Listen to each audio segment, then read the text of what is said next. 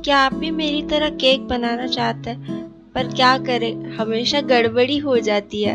ना कभी क्रीम सही से बनती है, ना कभी स्पॉन्ज सही से बनता है। तो कोई बात नहीं फ्रेंड्स, मैंने भी ऐसी बहुत सारी गलतियां करी है और बहुत सारी केक्स बिगाड़ी भी है। बट फन फैक्ट इज कि हमें इन गलतियों से सीखना है। तो हेलो मेरी यूट्यूब फैमिली, मैं हूँ कनक और मेरे चैनल पे आपका बहुत बहुत स्वागत है। यहाँ हम ढेर सारी बातें करेंगे और मैं आपको बहुत अच्छी अच्छी टिप्स एंड ट्रिक्स भी दूंगी और साथ ही में मैं अपनी बेकिंग जर्नी भी आपके साथ शेयर करूंगी। तो चलिए आज का वीडियो शुरू करते हैं। सो बेसिकली ये जो केक मैं बना रही हूँ ये मैंने अपनी मम्मी के बर्थडे के लिए बनाया था। बाहर से तो हम केक ऑर्डर हमेशा ही करते हैं, बट घर पे जो बनाते हैं फ्रॉम द स्क्रैच उसका मज़ा ही अलग होता है। सो बेसिकली बहुत सारे लोगों का क्वेश्चन होता है कि क्रीम को कैसे विप करें, क्रीम मेल्ट क्यों हो जाती है, क्रीम ओवर विप हो जाती है। तो ये सारी चीज़ें हम इस वीडियो में कवर करेंगे। ओके, सो यहाँ पे मैंने जो क्रीम यूज़ की है वो नॉन डेयरी विपिंग क्रीम है और ये आपको कहीं पे भी मिल जाएगी जहाँ पे आपको बेकरी का सामान मिलता है। As you can clearly see कि हमें इस क्रीम को एकदम चिल्ड लेना है और एकदम लिक्विड फॉर्म में होनी चाहिए। जब आप इसे बाजार से लेके आओगे ना तो ये आपको एकदम आइसक्रीम फॉर्म में मिलेगी, विच मीन्स एकदम फ्रोजन फॉर्म में मिलेगी। तो आपको इसे जब भी यूज़ करना है ना, उसके कुछ घंटे पहले इसको फ्रीज़र से निकाल दो ताकि ये इसकी लिक्विड फॉर्म में आ जाए। इसको कैसे स्टोर करना है उसके इंस्ट्रक्शन इसके बॉक्स पे लिखे ही होंगे हमेशा।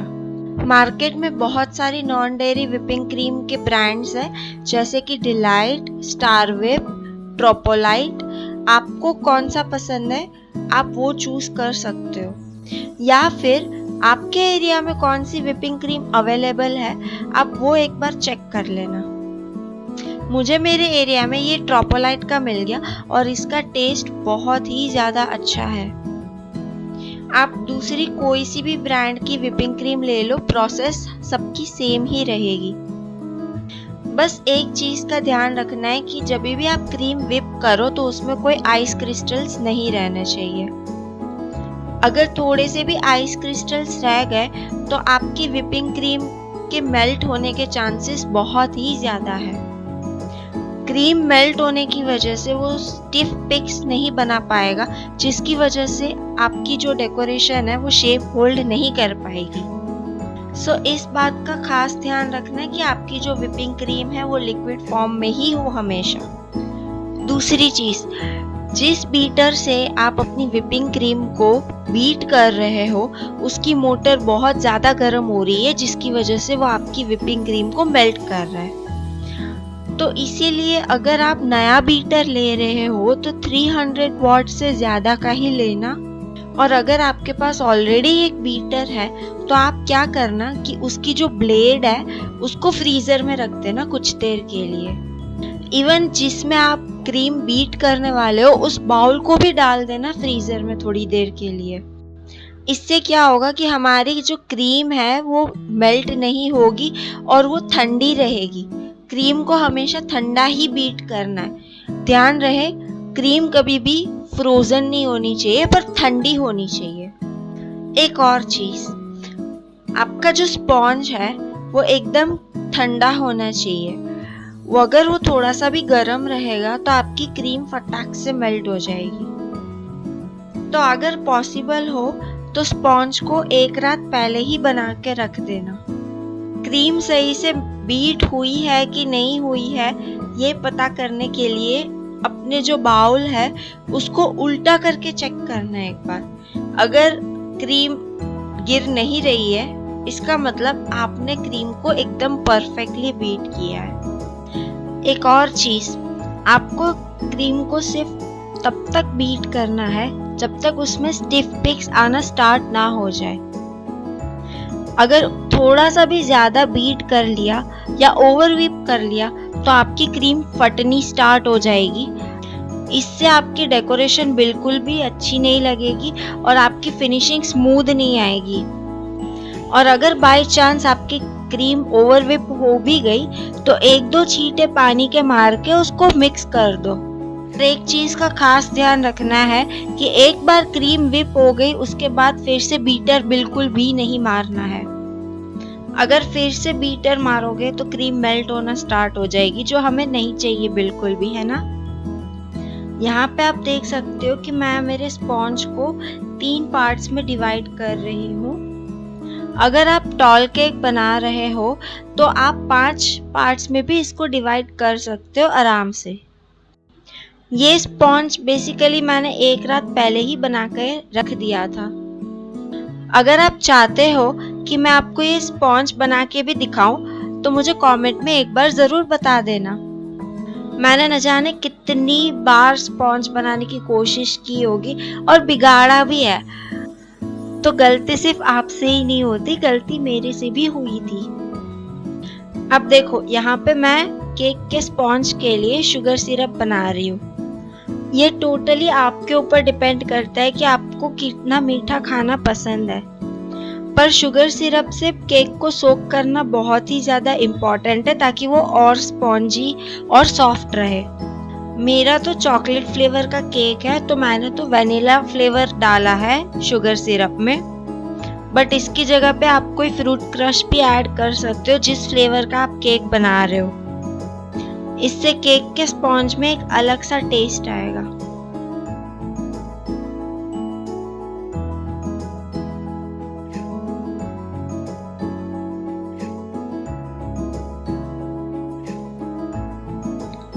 यहाँ पे मैं आपको एक टिप देना चाहूँगी। आप कभी भी केक का बोर्ड या केक का बेस रखो ना, उसके नीचे एक कपड़ा ज़रूर रखना। इससे क्या होगा कि आपका जो बेस है वो बिल्कुल भी हिलेगा नहीं और आप आसानी से डेकोरेट कर पाओगे अपने केक को। वरना क्या होगा कि आप अगर टर्निंग टेबल को घुमाओगे तो आपका जो केक है वो फिसल जाएगा, आपका जो बेस है वो फिसलने लगेगा। और जब आप फर्स्ट लेयर रख रहे हो ना अपने केक की, तो उसके नीचे थोड़ा सा क्रीम या गनाश लगा देना ताकि आपका जो केक का नीचे का लेयर है वो बिल्कुल भी हिले नहीं। और जैसा कि मैंने आपको बताया, स्पॉन्ज को सिरप से सोक करना बहुत ज़्यादा इम्पॉर्टेंट है, तो वो कर लेना अच्छे से। स्पॉन्ज को सोक करने का एक और फ़ायदा है कि हमारी जो क्रीम है हम उसको आसानी से स्प्रेड कर सकते हैं। हाँ, स्टार्टिंग में थोड़ी दिक्कत ज़रूर होगी क्रीम को लगाने के लिए, क्योंकि आपको प्रैक्टिस बिल्कुल भी नहीं होती, बट धीरे धीरे आपको अंदाज़ा आ जाएगा कि क्रीम कैसे स्प्रेड करनी है। एक बहुत बड़ी गलती मैंने यहाँ पे ये की थी कि मैं जब क्रीम लगा रही थी उसके बाद मैंने अपना स्पैचुला को क्लीन नहीं किया, जिसकी वजह से मुझे वो फिनिशिंग नहीं मिल पाई जो मैं एक्सपेक्ट कर रही थी। वो आपको आगे वीडियो में ज़रूर दिखेगी। यहाँ पे मैंने फिलिंग के लिए चोको चिप्स का इस्तेमाल किया है, बट आप प्रॉपर चॉकलेट केक बना रहे हो तो चॉकलेट गनाश का यूज़ करना, उससे भी टेस्ट बहुत ही ज़्यादा अच्छा आता है। अगर आपको चॉकलेट गनाश देखना है तो मुझे प्लीज़ कमेंट सेक्शन में बता देना, मैं उसका भी वीडियो ज़रूर लेके आऊँगी। और हाँ, यहाँ तक वीडियो देख ही लिया है और वीडियो से थोड़ी सी भी आपको हेल्प मिल रही है तो प्लीज़ लाइक, शेयर और सब्सक्राइब ज़रूर कर देना और मुझे इंस्टाग्राम पे भी फॉलो ज़रूर कर देना। ये आपके लिए तो एकदम फ्री है, लेकिन इससे हमारी बहुत हेल्प होगी और मैं और अच्छे अच्छे वीडियोस लेके आ पाऊँगी आपके लिए। अब देखो फ्रेंड्स, यहाँ पे स्पैचुला क्लीन ना करने का नतीजा आप क्लियरली देख सकते हो। हमारी केक जो है वो कितनी ज़्यादा मेसी लग रही है अभी, और इस चीज़ की वजह से हमारी जो फाइनल फिनिशिंग है वो भी बहुत ज़्यादा अफेक्ट करती है। यहाँ पे इस स्टेज पे केक को क्रम कोट करना बहुत ही ज़्यादा इम्पॉर्टेंट होता है और उसको ऑलमोस्ट 30 मिनट्स के लिए फ्रिज के अंदर सेट होने देना पड़ता है। इससे क्या होगा ना कि केक के जो क्रम्बल्स है वो सारे सेटल डाउन हो जाएंगे और हम आसानी से डेकोरेशन कर पाएंगे।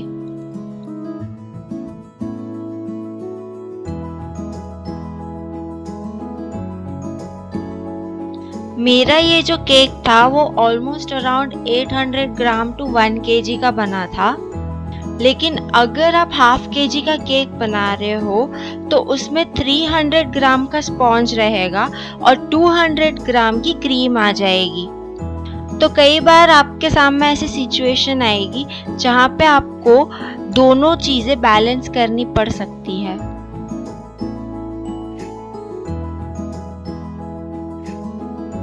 केक को आपको सिर्फ हल्का सा ही क्रम कोट करना है।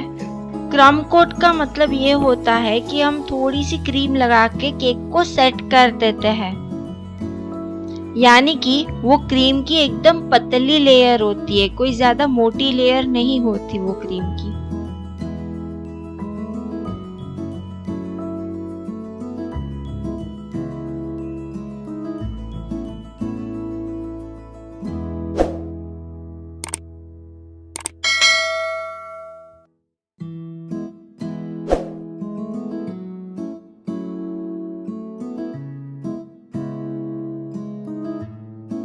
अगर आप मेरी तरह बिगिनर हो तो आपको कोन भरने में थोड़ी सी मुश्किल हो सकती है, तो हमारे पास इस चीज़ का भी सॉल्यूशन है कि आप एक ग्लास में अपनी पाइपिंग बैग को रखो एंड फिर उसमें क्रीम डाल दो।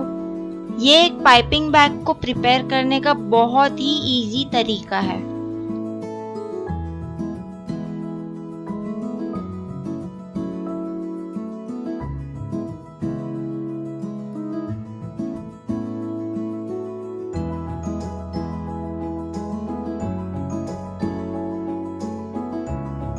यहाँ पे हमारा जो केक है वो एकदम अच्छे से सेट हो चुका है।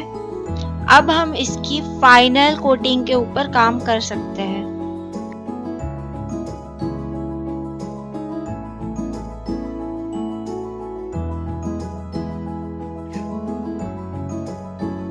ये दूसरी बार था जब मैं कोई केक फ्रॉम द स्क्रैच बना रही थी, जिसका मतलब ये है कि मुझे सही से पाइपिंग बैग पकड़नी भी नहीं आती थी।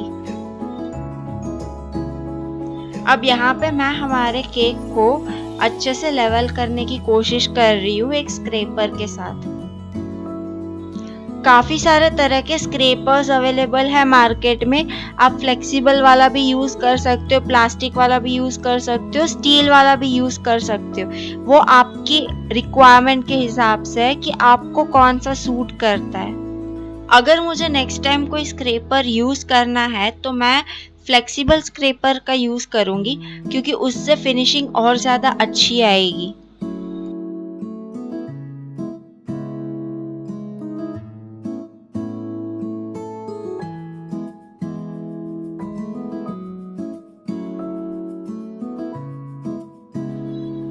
आप क्लियरली देख सकते हो कि यहाँ पे मैं स्क्रैपर को भी स्पैचुला से क्लीन करती जा रही हूँ। आपको भी सेम इसी तरह से अपने स्पैचुला एंड स्क्रैपर को क्लीन रखना है ताकि और अच्छे से फिनिशिंग मिले।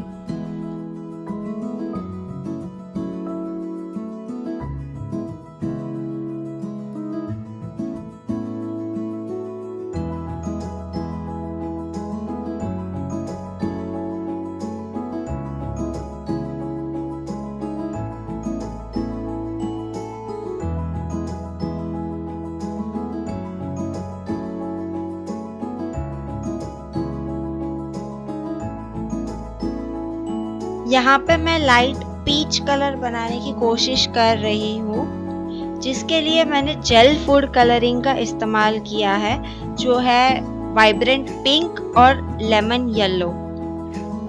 ध्यान रहे आपको लिक्विड फूड कलर और पाउडर फूड कलर का यूज़ नहीं करना है यहाँ पे, वरना क्रीम की कंसिस्टेंसी बिगड़ जाएगी। एक और चीज़, आपको ज़्यादा जेल फूड कलर का भी यूज़ नहीं करना है, वरना क्रीम का टेस्ट खराब हो जाएगा और वो हल्का सा कड़वा लगेगा।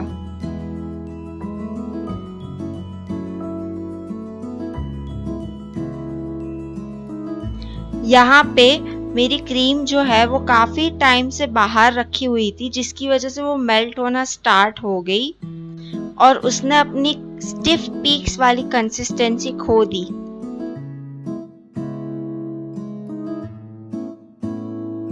आप क्लियरली यहाँ पे क्रीम की टेक्सचर देख सकते हो, ये हल्की मेल्ट हो चुकी है।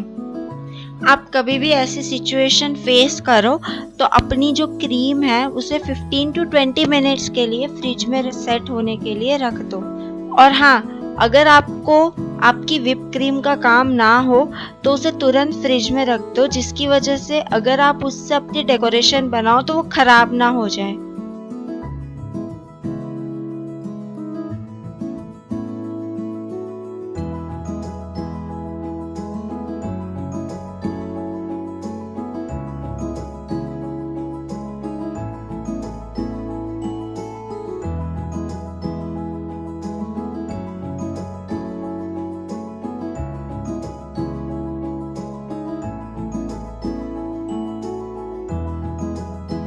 अगर आपको लगता है कि आपकी जो क्रीम है वो बिल्कुल भी स्मूथ नहीं है और केकी लग रही है, फिनिशिंग बिल्कुल भी नहीं आ रही है, तो आपका जो स्क्रैपर है उसे हल्का सा पानी में डुबा दो और फिर से काम स्टार्ट करना। इससे आपका जो स्क्रैपर है वो बहुत ही आसानी से स्मूथली काम करेगा।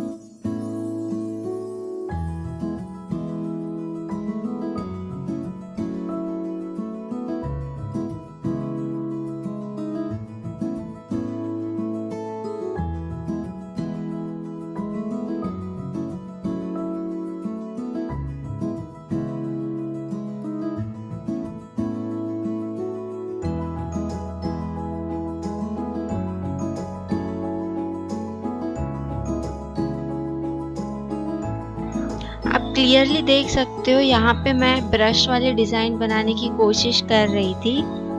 अगर आपके पास कोम वाला स्क्रैपर है तो उससे भी बहुत प्यारी डिज़ाइन बनेगी, और ये आजकल ट्रेंड में भी बहुत अच्छी चल रही है।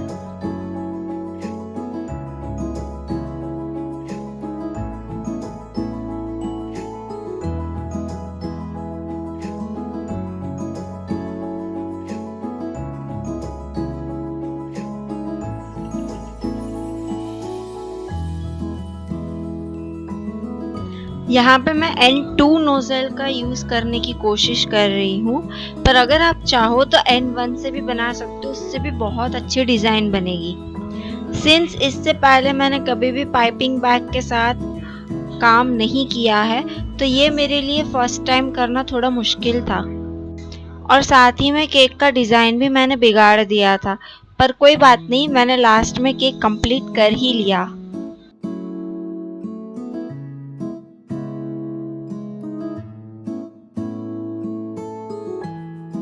मैं यहाँ पे डबल शेड वाला रोजेट बनाने की कोशिश कर रही थी, बट वो मेरे लिए फर्स्ट टाइम के हिसाब से एपिक फेल रहा।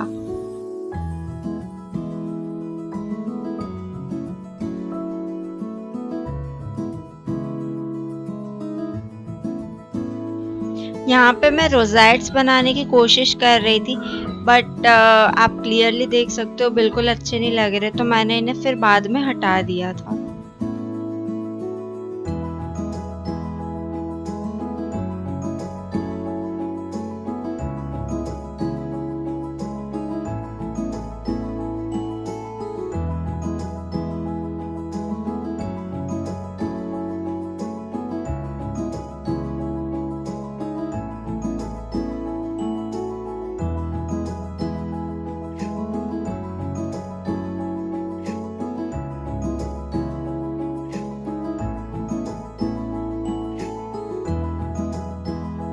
फिर मैंने कपकेक वाली भी डिज़ाइन ट्राई करी, बट मेरे से वो भी नहीं बनी, वो भी मेरे लिए एक एपिक फेल ही था।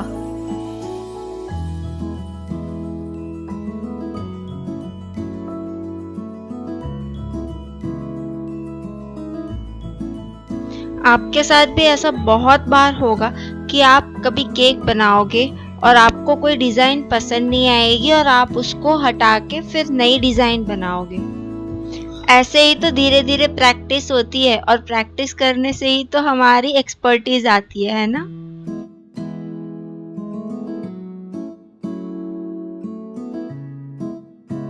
इससे मैंने एक चीज़ बहुत इम्पोर्टेंट सीखी कि कभी भी डायरेक्ट केक पर एक्सपेरिमेंट मत करना।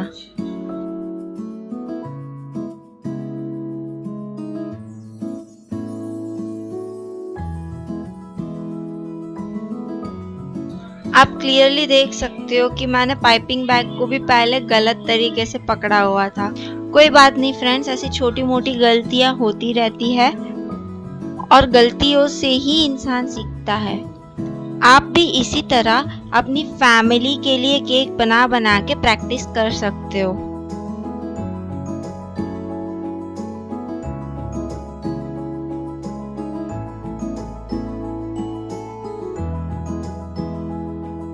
भले ही आप गलती करो बट उस गलती से कुछ सीखो और सबसे इम्पोर्टेंट है कि आप अपना काम कंप्लीट करो, वही सबसे बड़ी अचीवमेंट होती है।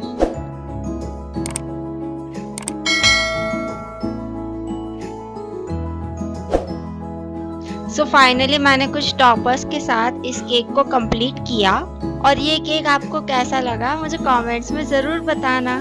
साथ में आप और क्या क्या देखना चाहोगे ये भी बताना। और अभी तक वीडियो को लाइक नहीं किया तो लाइक कर दो और अपने बेकर दोस्तों के साथ शेयर करो।